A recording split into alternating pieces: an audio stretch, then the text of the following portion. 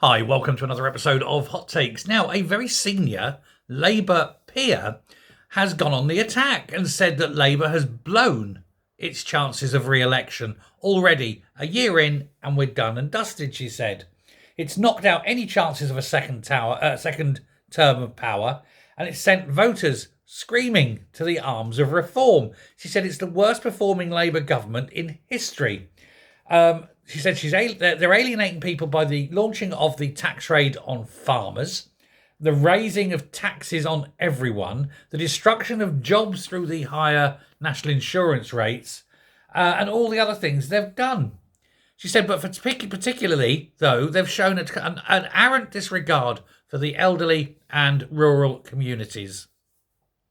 She said it's not the party she recognises. And remember, this is a Labour peer, and a senior one as that. Now, she's been around a long time, you know. She's been involved with the party from the 60s. This is how long this woman has been involved there. She said, and talking about the Chancellor particularly, the Chancellor recently seen in tears in the Commons. She said, I would have to say she's caused a great many people to be in tears, she said. A great many. The now 79, nearly 80-year-old Baroness says she knows of two people who are so worried about the coming changes in inheritance tax for farms, they are genuinely considering ending their own lives. And we've seen that this has already happened. She said she's absolutely certain the decision to level a 20% tax on inherited agricultural assets above £1 million is stopping people from investing in their farms. She said if the Chancellor wanted productivity, she couldn't have thought of a worst way to produce it.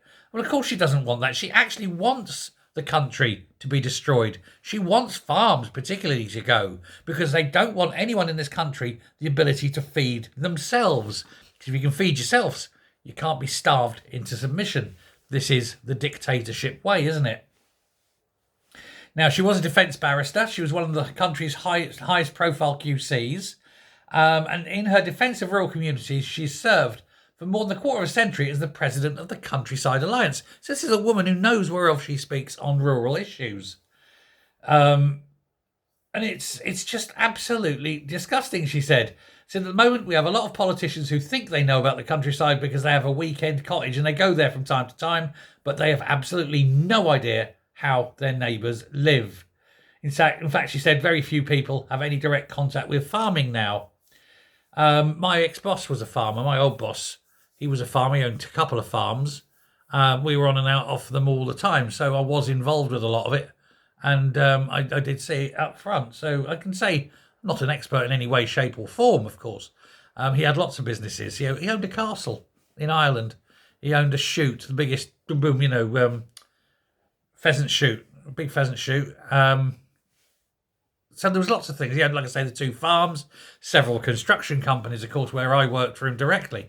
So, but, she's right, though. Not many people actually know how farming works and the intricacies of farming. It's very difficult.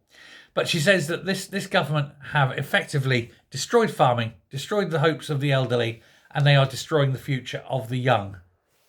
Wow. A Labour peer. My God.